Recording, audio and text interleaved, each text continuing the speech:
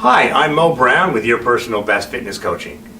Anytime you work out, it's important to avoid just going through the motions. Instead, to make the workout more beneficial and more enjoyable, you want to be in the moment, focusing on proper form and technique at all times. Now, even if this is something that you're doing anyway, there are minor adjustments that can be made to pretty much every exercise to make it even more beneficial.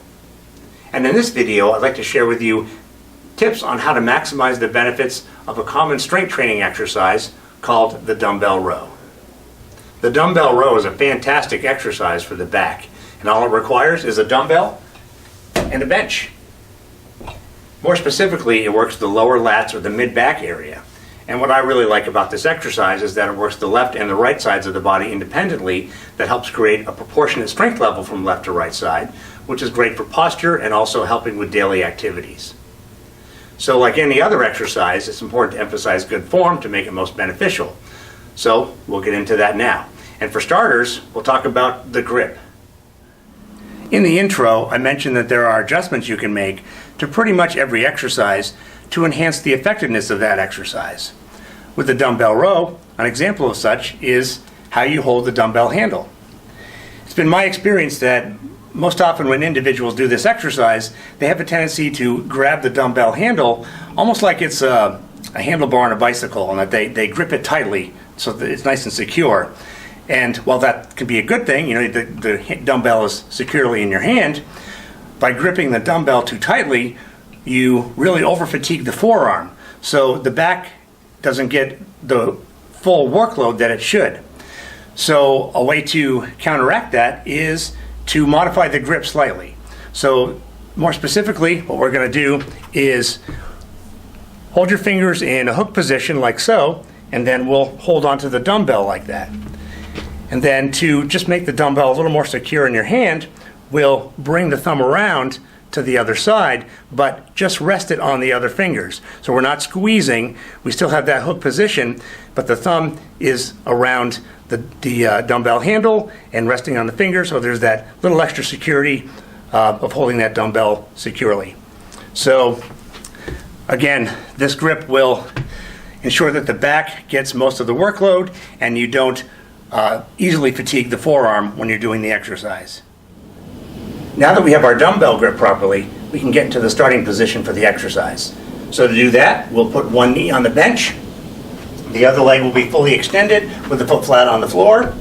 We'll extend our arm and place the hand on the bench for extra stabilization and support. The arm with the dumbbell will be fully extended and off to the side of the bench. And then the next thing we want to think about is our back position. It's very easy to get in this position here and have a rounded back. Well, in order to make this exercise most effective, we want to keep a flat back. So we really have to be conscientious of this. And I find it helpful to get in that position by doing three things. First of all, squeezing those shoulder blades together, tightening the abs, and also visualizing. So you can get in the position with the shoulder blade squeeze and then the abs tight, but then visualizing helps you maintain it. So visualize that flat back, think tabletop flat. Keep those shoulder blades squeezed together and the abs tight, and we are good to go. So the exercise itself will involve lifting the dumbbell right up to the mid-torso while keeping the elbow in. So not letting it flare out, but keeping it in. And slowly lifting and lowering. Now I emphasize slow because going slow is important to eliminate momentum and get more out of the exercise. So more specifically, if you take about 2 seconds to lift the weight, pause for 1 second at the top of the repetition right here, and then take about 4 seconds to return, that will really help maximize the benefits of the exercise. So the reason why we go that pace is again to help prevent momentum, not letting the weight just drop, but also you're stronger on the negative phase of the repetition, which is the return. So the positive phase is the lift, the negative phase is the return. And the body is stronger in the negative phase, so we want to go just a little bit slower in that negative phase. So 2 seconds up, pause for a second, about 4 seconds on the way down. So you also want to be aware of breathing. Ideally, you want to exhale as you lift, and then inhale on the return. Exhale as you lift, inhale on the return. And that'll help keep oxygen flowing to the working muscles. And then another thing to be aware of is shoulder alignment. So when you're doing the exercise, you want to avoid dropping that shoulder down as you return to your starting position. Now, with the tight abs and the shoulder blades squeezed together, it's less likely to happen, but it's still something to be aware of. So nice and slow, the lift, pause at the top, slowly down. Lift, pause, and return. Exhaling on the lift. Pause, inhaling on the return. So of course we're going to follow the same procedure with the other side of the body. So this might seem like a lot to concentrate on, but really once you're aware of it and start doing it, it actually comes quite naturally.